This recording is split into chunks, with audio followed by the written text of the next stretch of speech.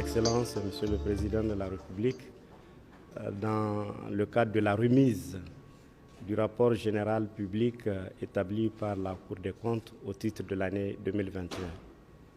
Ce rapport, comme vous le savez, est prévu par la loi organique régissant la Cour des comptes, qui lui fait obligation d'établir le dit rapport. Ce rapport contient deux parties. La première partie est consacrée au suivi des recommandations formulées antérieurement par la Cour et la seconde partie est constituée des observations faites par la Cour au titre de l'année 2021.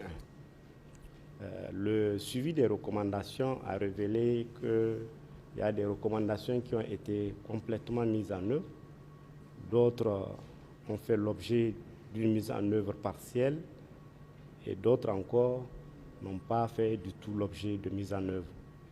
En ce qui concerne les observations formulées par la Cour au titre de l'année 2021, la Cour a procédé par activité.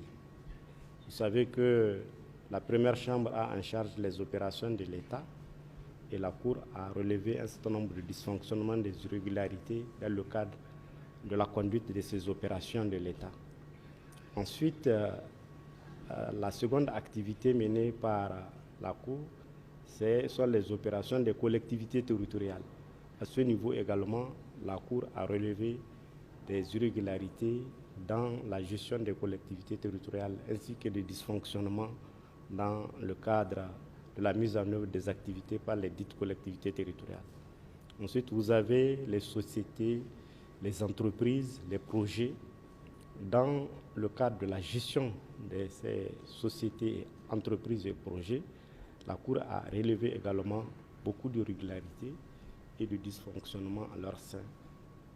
Enfin, en ce qui concerne les partis politiques qui doivent produire annuellement des comptes, mais comme vous le savez, en dehors des comptes annuels, ils avaient l'obligation aussi de produire des comptes des élections parce qu'au Niger, nous avons connu des élections générales.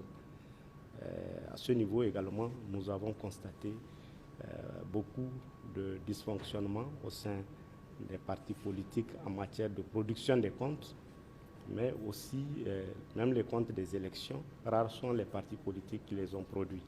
Et même ceux-là qui les ont produits, ces comptes ne sont pas en état. Et donc, ça ne permet pas à la Cour de se prononcer sur la régularité et la sincérité des dits comptes.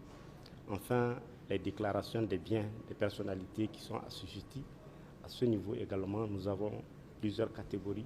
Il y a des personnalités qui se sont acquittées régulièrement de leurs déclarations dans le délai imparti, mais il y a d'autres qui n'ont pas pu le faire dans le délai imparti, donc ils l'ont fait avec beaucoup de retard. D'autres n'ont même pas daigné le faire. Donc voilà la situation que nous sommes venus exposer à son Excellence, Monsieur le Président de la République. Je vous remercie.